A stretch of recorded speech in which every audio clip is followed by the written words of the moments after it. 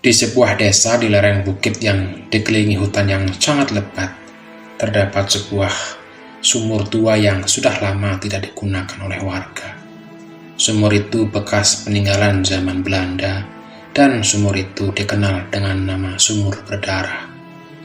Banyak kisah yang beredar tentang sumur ini, mulai dari cerita hantu hingga mitos pesugihan. Konon, sumur itu dihuni oleh arwah penunggu yang siap memberikan kekayaan melimpah bagi siapapun yang berani melakukan ritualnya. Namun harganya adalah nyawa manusia, nyawa orang-orang yang dicintainya. Ada seorang pemuda yang terjerat kemiskinan. Ia mendengar kisah ini dari beberapa warga desa, karena di desa tersebut kisah tentang sumur berdarah sudah menjadi langganan dalam pembicaraan mereka. Pemuda ini bernama Budi, seorang pemuda yang terjerat kemiskinan. Ia mendengar kisah ini dari seorang teman. Teman tersebut mengklaim bahwa ia telah berhasil menjadi kaya setelah melakukan ritual di sumur berdarah. Awalnya, Budi tak percaya. Namun setelah melihat sendiri bagaimana temannya itu hidup dengan kemewahan, ia pun mulai tertarik. Tiap malam ia merasa gelisah memikirkan tentang kekayaan yang diceritakan temannya itu. Ia merasa bahwa hidupnya benar-benar menderita karena kemiskinannya. Ia kerap mendapatkan hinaan dari warga sekitar. Hidupnya benar-benar tidak beruntung. Meskipun ia telah bekerja keras, namun tetap tidak ada kemajuan apalagi meraih kesuksesan. Di sela-sela kehidupannya yang begitu mengenaskan, Budi bertekad untuk melakukan ritual-ritual tertentu yang disarankan oleh temannya di sumur tersebut. Dan suatu malam yang sepi, Budi nekat mengunjungi sumur tua tersebut. Meski bulu kuduknya merinding dan rasa takut menyelimuti, tekadnya sudah bulat. Ia tidak mau hidup dalam kemiskinan lagi. Ia ingin mengubah nasibnya, walau harus menghadapi apapun yang akan menimpa dirinya itu. Budi mengikuti instruksi yang diberikan temannya dengan membawa ayam hitam dan beberapa sesajen. Ia berdiri di tepi sumur. Ia melemparkan sesajen itu ke dalam sumur sambil mengucapkan mantra yang diberikan oleh temannya. Setelah itu, ia menyembelih ayam hitam dan meneteskan darahnya ke dalam sumur tersebut. Setelah beberapa detik keheningan, terdengar suara gemuruh dari dalam sumur itu. Airnya mendadak berwarna merah, seperti darah yang meluap keluar. Dari dalam sumur terdengar suara wanita menangis, disusul oleh tawa kecil yang menyeramkan. Seketika bayangan sosok wanita itu berambut panjang muncul di permukaan air. Matanya kosong, kulitnya pucat, dan ia menatap Budi dengan tatapan menghujam hingga ke dalam hati. Budi berusaha menahan ketakutannya. "Apa yang kau inginkan dari sumur ini?" tanya suara itu dengan nada dingin dan tajam. Budi berusaha mengumpulkan keberanian dan menjawab, "Aku ingin kaya, berikan aku kekayaan agar aku bisa keluar dari kemiskinan." Sosok itu tersenyum sinis. "Baiklah, kau bisa mendapat kekayaan yang tak terhingga, tapi dengan satu syarat. Setiap bulan kau harus memberikan nyawa sebagai persembahan. Namun jika tidak, semua yang kau dapatkan akan musnah, dan kau akan menemui nasib yang lebih buruk dari kematian." Budi yang sudah tergiur dengan kekayaan setuju tanpa berpikir panjang. Ia mengangguk, tak sadar bahwa ia baru saja membuat perjanjian dengan arwah sumur yang haus akan darah.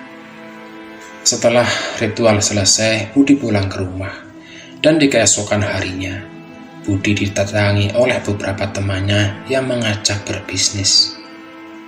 Teman-temannya mengajaknya untuk bekerja sama.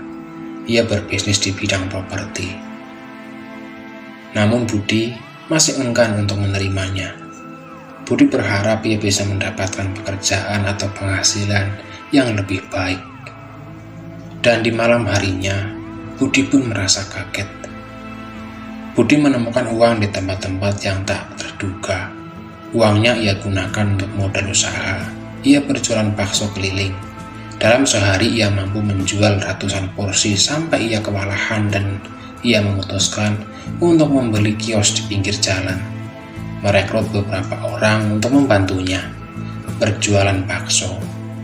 Dan tak butuh waktu lama, bisnisnya berkembang pesat. Hutang-hutangnya bisa dilunasi dalam waktu yang singkat. Ia juga mulai bisnis peternakan kambing, sehingga ia banyak membutuhkan orang untuk bekerja mengurusi peternakannya.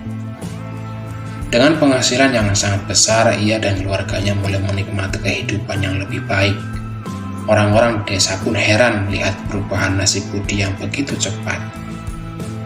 Namun beberapa bulan kemudian, datanglah malam di mana Budi harus menunaikan perjanjian yang telah ia buat. Ia harus mengorbankan nyawa untuk memenuhi syarat dari arwah penunggu sumur. Dengan penuh kebimbangan, ia pergi ke desa sebelah dan mencari seseorang. Tujuannya adalah mencari seorang pengemis. Pengemis tua yang terlantar di pinggir jalan ia temukan. Dengan berat hati, ia membawa pengemis itu ke sumur dan membunuhnya di sana. Suara tawa menyeramkan terdengar dari dalam sumur, tanda bahwa arwah tersebut menerima persembahannya. Budi sangat merasa bersalah, namun ketakutan dan keinginannya untuk mempertahankan kekayaannya membuatnya terus melanjutkan ritual tersebut.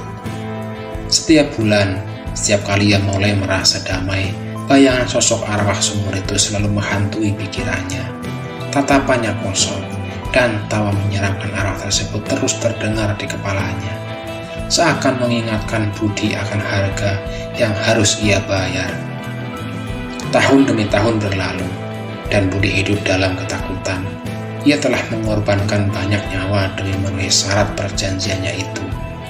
Hingga suatu ketika, ia merasa kelelahan dan kehidupan penuh kekayaan yang dikelilingi oleh kengerian ini. Ia bertekad untuk berhenti dari pesugihan tersebut, meski resikonya akan sangat besar. Namun, seminggu setelah ia memutuskan untuk tidak lagi melakukan ritual persembahan, kekayaan yang ia miliki mulai lenyap. Toko yang ia bangun mendadak bangkrut, ternak yang ia miliki mati mendadak, dan hutang mulai menumpuk kembali. Lebih mengerikan lagi, Budi mulai mengalami gangguan dari makhluk gaib. Setiap malam, ia melihat bayangan-bayangan sosok-sosok yang pernah ia korbankan mengelilingi tempat tidurnya. Mereka menatapnya dengan tatapan kosong dan penuh dendam. Tepat pada suatu malam, Budi terbangun oleh suara tangisan dari arah luar rumahnya. Ia keluar dan melihat sosok wanita berambut panjang yang pernah ia temui di sumur, berdiri di halaman rumahnya dengan tatapan mengerikan. "Kau telah melanggar perjanjian, Budi," kata sosok itu sambil tertawa menyeramkan. Budi ketakutan setengah mati. Ia mencoba melarikan diri. Namun kemana ia pergi? Sosok wanita itu terus mengikutinya. Dalam keputusasaan, Budi akhirnya kembali ke sumur darah itu, berharap bisa membatalkan perjanjian tersebut dan membebaskan dirinya dari kutukan itu. Di sana ia berlutut di tepi sumur, memohon pengampunan. Maafkan aku, aku tak sanggup lagi hidup dalam kengerian ini. Aku ingin berhenti, tolong bebaskan aku." Sosok arwah itu muncul dari dalam sumur, kali ini dengan tawa yang lebih menyeramkan. "Kau sendiri yang memilih jalan ini, Budi. Kekayaan itu bukan untuk dihentikan sesukamu. Kini kau harus membayar hutang yang telah kau tumpuk," jawab sosok itu dengan nada dingin. Tiba-tiba, sosok arwah wanita itu melompat keluar dari sumur dan merenggut nyawa Budi. Cerita terakhir Budi menggema di malam yang sunyi. Dan esoknya, warga desa menemukan tubuh Budi tergeletak di tepi sumur dalam keadaan mengenaskan. Tubuhnya penuh luka dan wajahnya memancarkan ketakutan yang amat dalam. Kisah tragis Budi menjadi peringatan bagi warga desa dan siapa saja yang ingin mendekati sumur berdarah. Sejak saat itulah, tak ada lagi yang berani menyentuh sumur tersebut. Sumur berdarah tetap menjadi tempat angker yang tak tersentuh, menyimpan misteri dan kengerian yang tak terbayangkan. Harta yang diperoleh dari jalan sesat akan membawa malapetaka, karena setiap kekayaan yang dihasilkan dari darah selalu memiliki harga yang sangat mahal. Apakah kekayaan itu sepadan dengan segala penderitaan yang harus dihadapi? Dan inilah kisah yang mengingatkan kita semua, jangan pernah mengambil jalan pintas yang berujung pada kutukan yang sangat merugikan.